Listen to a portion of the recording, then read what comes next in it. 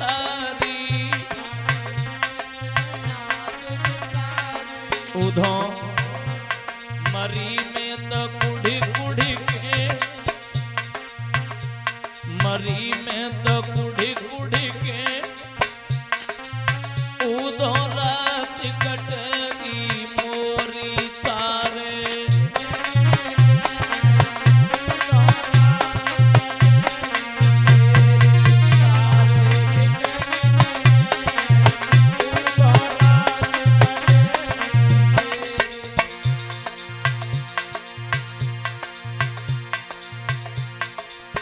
और राधा आगे बढ़कर के बोली उधो एक बात बताओ हमें कौन सी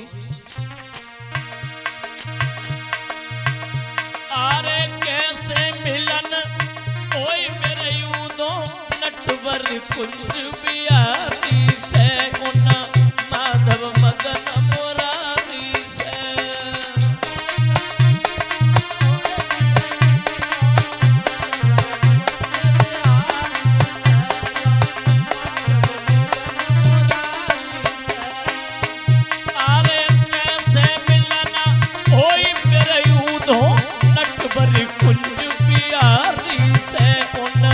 माधव मदन मुरारी से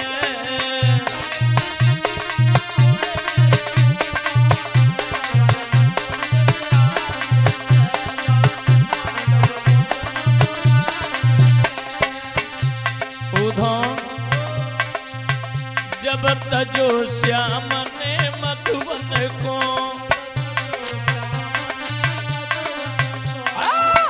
जब तजो श्याम ने मधुबन को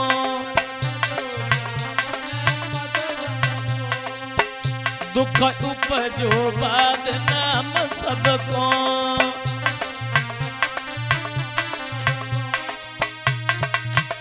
अरे सुनी से जहाँ में डर लागे विरह की बीमारी से माधव मदन मुरारी से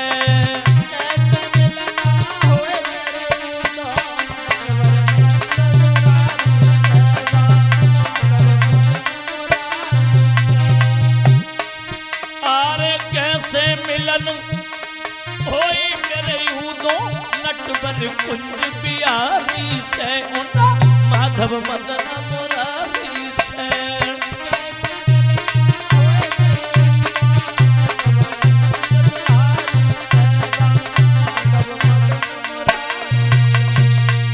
उधो ने समझाया चिंता नहीं करो और उदो समझाने के बाद वहां से भागवत श्रोताओं चले गए।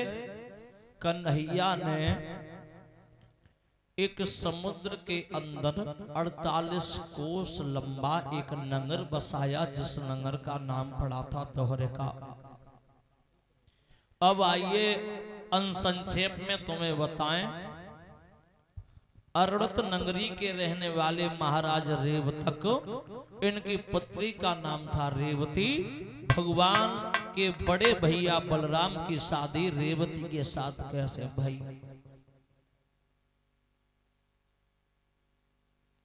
प्रमाण ये मिलता ये रेवती सतयुग में पैदा हुई और इनका विवाह द्वापर में हुआ था। रेवती की लंबाई 21 हाथ की थी। अब क्षमा जाएंगे हम मां थे तो नहीं, प्रमाण में मिला है। रेवतक ब्रह्मा जी के कहने के अनुसार बलराम जी के साथ शादी करने के लिए तैयार हुए।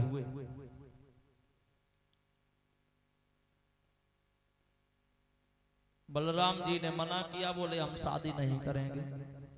कन्हैया ने वो जवाब दिया, भैया जब तुम ही विवाह नहीं करोगे तो हमारा भैया कौन कर देगा विवाह? हाँ, पहले तुम करो फिर हम करें। अंत में मजबूर हो गए बलराम और बलराम जी का विवाह रेवती के साथ कन्हैया ने करवाया। अंत में प्रमाण ये मिलता है, जब बारात लेकर के महाराज रेवतक के यहाँ पहुंचे तो रेवती की लंबाई को देख करके कन्हैया हंसने लगे। और जब कन्हैया हंसे हैं भागवत श्रोताओं, देव ऋषि नारद ने पूछ लिया क्यों श्याम, काय को हंस रहे? कन्हैया जी ने जवाब दिया भैया मेरी एक बात सुनो नारद जी। क्या? सुनो। और आज भगवान कन्हैया नारद से समझात भय बोले,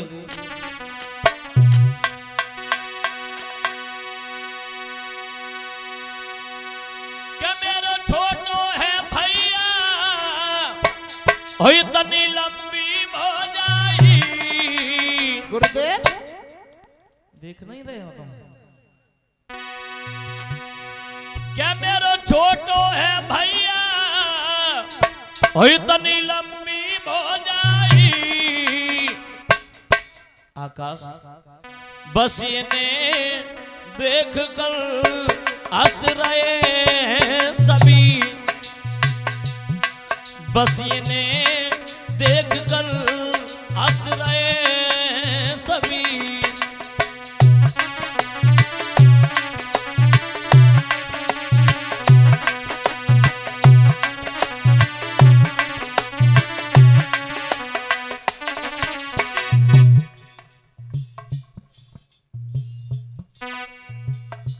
समझा रहे हैं। और भगवान कन्हैया ने नारद जी से एक बात कही, नारद जी मेरी एक बात सुनो। मेरा छोटो है भैया इतनी लंबी हो जाई। बस ये ने देख कर हंस रहे सभी, बस इन्हें देख कर हंस रहे सभी।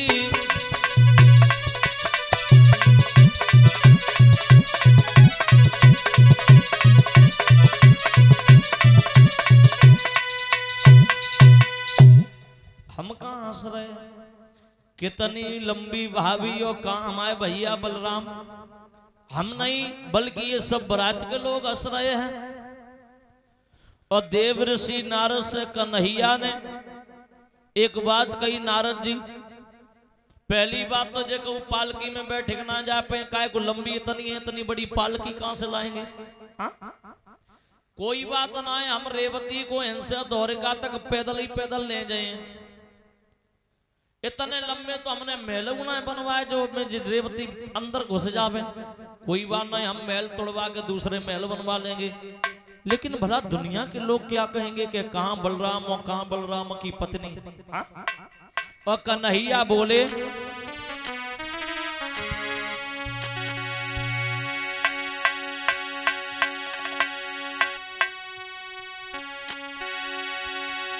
कैसे गुजरे होए भैया की इतनी लंबी बोझाई से।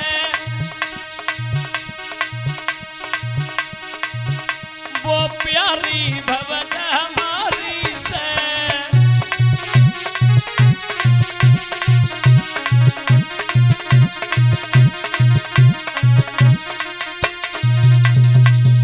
कन्हैया बोले अरे कैसे गुजर होई भैया की इतनी लंबी भोजाई से।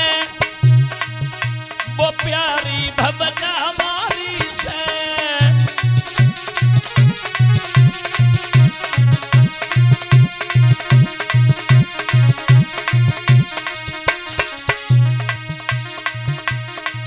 मेरा भैया लागत वालो है।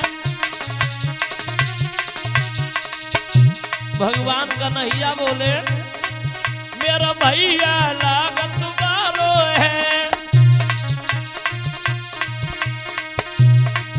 राजा ने कहा विचारो है।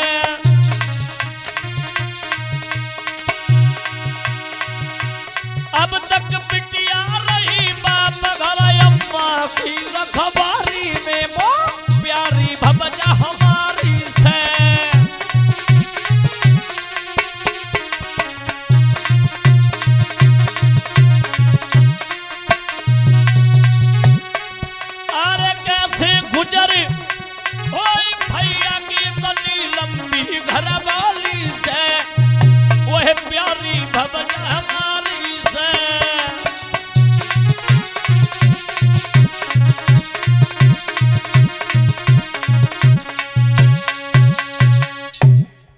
देवर्षि नारद ने बलराम से जाकर के कही, और बलराम से एक बात कही, क्यों बलराम, काय को हंसी करवा रहे हो? बलराम जी ने जवाब दिया, हम क्यों नारद जी हंसी करवाएंगे, मेरा क्या मतलब है हंसी करवाने का। हाँ? कन्हैया आगे बड़े, बोले भैया बलराम, अब ये दुनिया के लोग क्या कहेंगे, तुम ही कोई उपाय सोचो। प्रमाण ये मिलता है भागवत श्रोताओं, हल मूसल उठाया बलराम ने और मंडप के नीचे जाकर के रेवती के थोड़ी ठोंक लगाई हल्की, तो रेवती अपने से 4 अंगुर छोटी कर ली। किसने? बलराम जी ने। बड़ा हंसी खुशी के साथ विवाह हुआ। अब आइए यहां से आगे गौर करते हैं, भगवान कन्हैया का पहला विवाह कब और कैसे कहां से हुआ। एक राजा हुए हैं भीष्मक, जो विदर्भ देश पड़ता है, और कुंदनपुर में इनका छोटा सा शासन था। भागवत श्रोताओं, ये विदर्भ देश कहीं दूर नहीं है, जिस आप जगह पर बैठे हो ये विदर्भ देश में ही भगवान की कथा हो रही है। इसी विधुना को पहले विदर्भ देश कहा जाता था, और जहां महाराज भीष्मक राज्य करते थे वो कुंदनपुर था, जिसे हम और आप कुदरकोट कहते हैं। इनके घर में 4 पुत्र और 1 पुत्री ने जन्म लिया। जब पुत्री ने जन्म लिया तो महाराज भीष्मक बहुत खुश हुए आंगन में,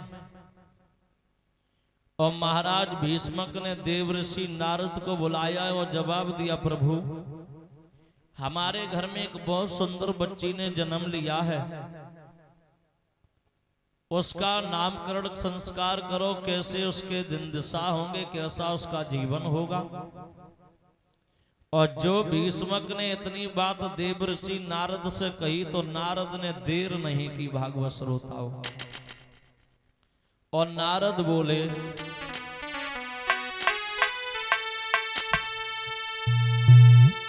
सोने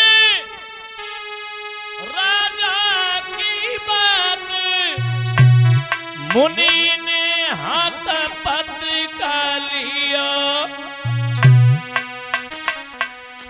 मन छोरी पाती लगवाओ रे के नाम धारी दियो। हे महाराज,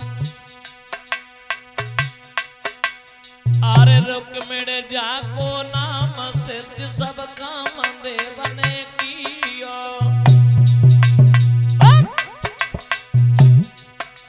फिर श्री कृष्ण संग बिहा वचन दियो।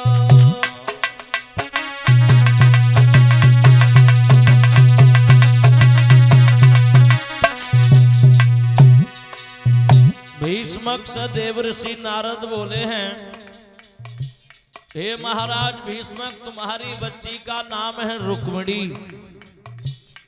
बहुत चतुर चालाक निकलेगी तुम्हारी कन्या, और जिस समय तुम्हारी कन्या का विवाह होगा तो भगवान कन्हैया के साथ होगा। कैसे कही? बहुत बढ़िया।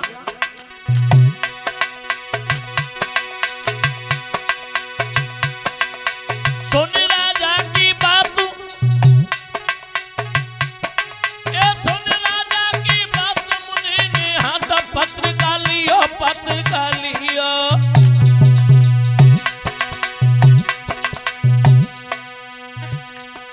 मन छोरी फाती लग दौरे के नाम धर दियो।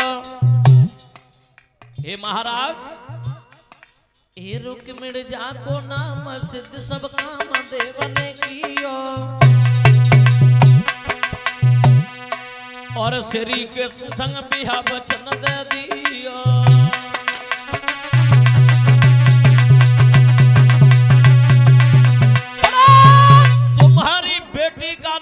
रुक्मिणी बहुत चतुर चालाक निकलेगी तुम्हारी कन्या, और जिस समय तुम्हारी कन्या का विवाह होगा तो भगवान द्वारकाधीश के साथ होगा।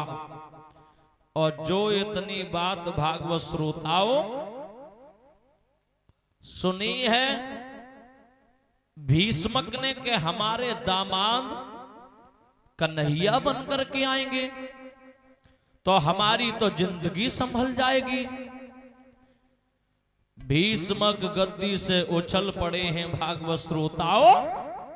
वाह भाई वाह। आरे खुशब कति छाए गई तन में,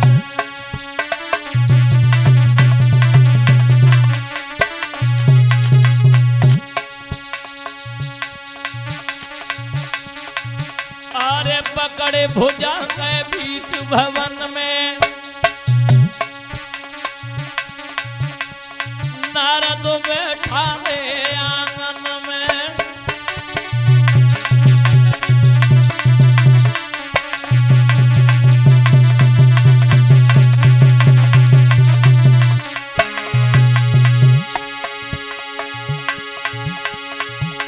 अरे खुशबू छाई गई तन में और पकड़ भुजा के बीच भवन में। इनु नारद बैठा रे आंगन में, पकड़ भुजा के बीच भवन में।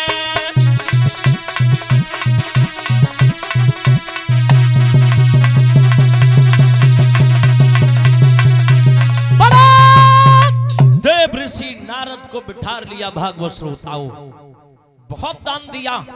बाबा जी हमारे आंगन में भगवान कन्हैया दामाद बन के आएंगे। बोले हमारे आंगन हमारी जिंदगी हमारा पूरा जीवन धन्य हो जाएगा। नारद बोले बहुत बढ़िया बहुत बढ़िया।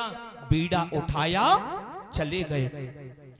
आंगन में रुक्मिणी धीरे धीरे बड़ी हुई सयानी हुई। भागवत श्रोताओं और रुक्मिणी जब आंगन में बड़ी भई तो एक बार एक ब्राह्मण देव उसी आंगन से कुछ गुनगुनाते हुए कुछ कहते हुए निकले हैं। भागवत श्रोताओं ब्राह्मण देव ने जैसे रुक्मिणी को देखा, रुक्मिणी ने ब्राह्मण देव को देखा तो रुक्मिणी के सामने ब्राह्मण देव कुछ गुनगुनाते हुए निकले कि ब्रज भूमि में हुआ है अवतार कन्हैया का, और सौभाग्य हो उन्हें जो दिलदार कन्हैया का। जिस समय रुक्मिणी को ये पता लगा कि भगवान कन्हैया का अवतार हो गया है, उसी दिन से रुक्मिणी भागवत श्रोताओं के सोचने लगी रुकी मेरे मन में, और जीवन दिन व्यर्थ हो रहे हैं।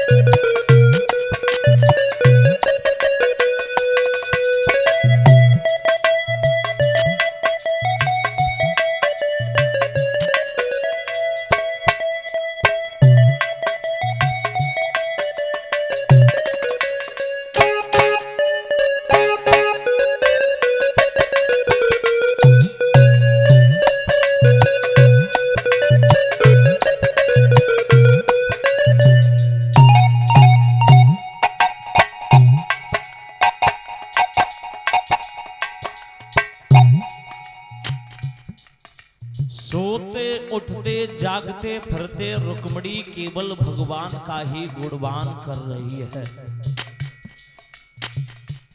अगर कहीं बैठी हैं तो भी भगवान का याद, अगर कुछ खा रही हैं तो भी भगवान का याद। रुक्मिणी ने मन में ये प्रतिज्ञा कर ली है। भागवत श्रोताओं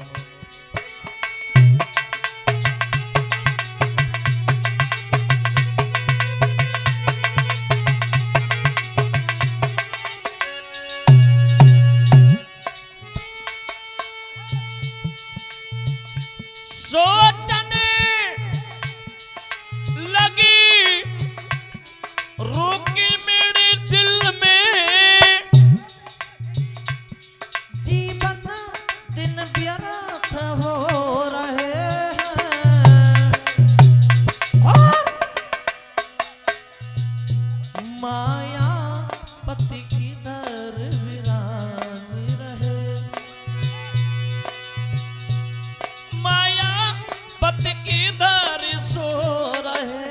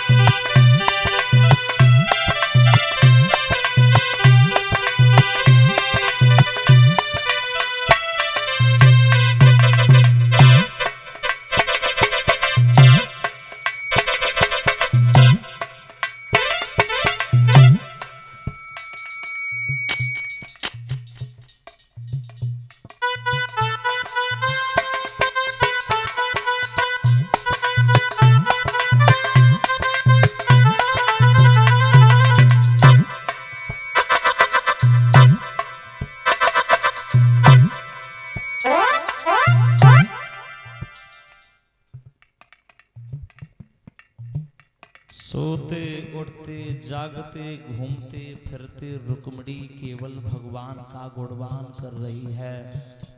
लाला, एक कवि कहता है,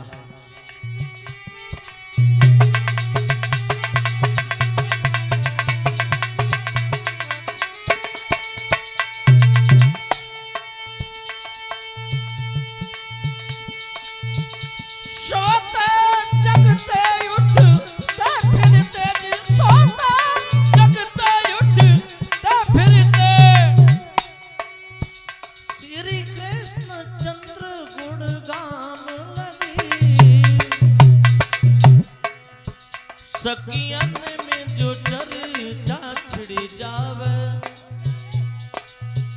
सकियन में जो चर्चा छिड़ी जावे, मोहन के गीत सुनान लगी।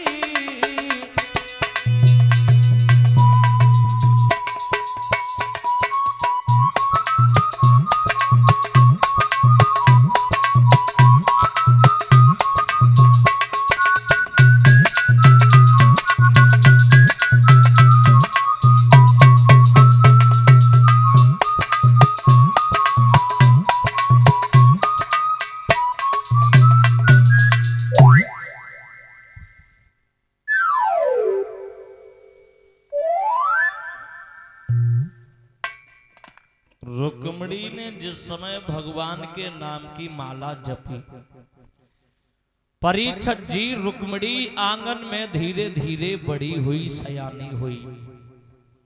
एक बार मां ने सोचा रुक्मिणी की ने कि हम रुक्मिणी की शादी करें।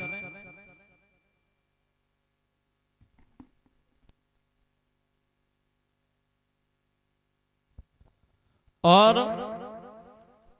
एक बार रुक्मिणी की मां ने दासी को बुलाया। एक बात और बताए माताएं बहनें, जरा शांति बनाए रखें।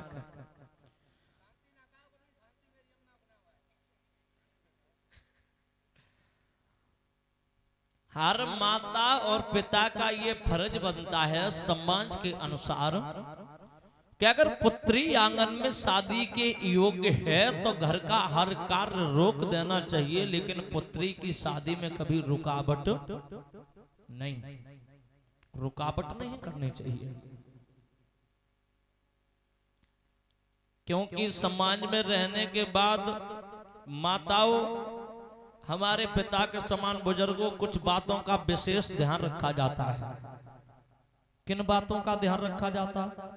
तो एक कवि कहता है, समाज में रहने के बाद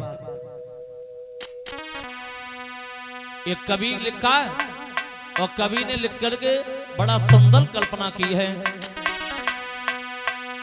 कि बिटिया जे की तनियों प्यारी होए, वही उसे घर घर घुमाना ठीक नहीं।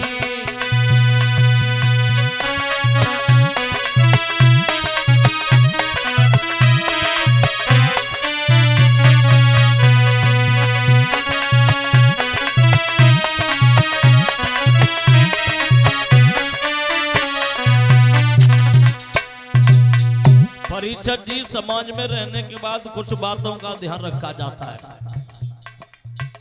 वैसे क्षमा चाहेंगे,